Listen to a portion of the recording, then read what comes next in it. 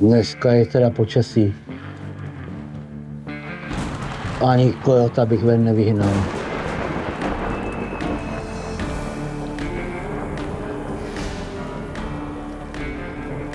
Co ti chybí, Tome? Je tam zima. Chtěl bych si zastřílet doma. V teple.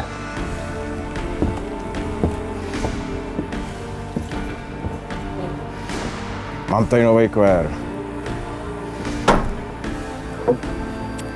A s tím můžeš střílet rovnou tady v salonu.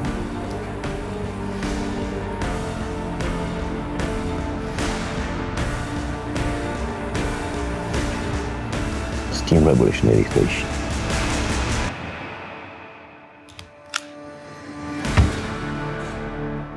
Tome, tohle je nová Alfa Saloon. Revolver, se kterým můžeš střílet doma, u nás v salonu a všude, kde nechceš nic rozmátit. Je to ráže 4,5 nebo 5,5. Pohon je stlačený vzduch nebo oxid uhličitý. Ten je v takovýchto patronách, kterým říkáme kartuše. Dopředu do těch kartuší se vkládá střela, diabolka 4,5 nebo 5,5 a jinak nabíjíš jako normální revolver.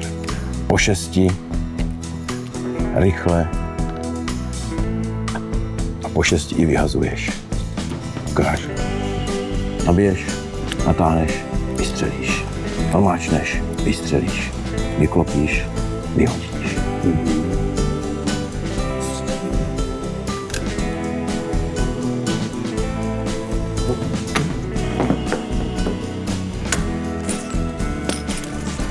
Takhle rychle.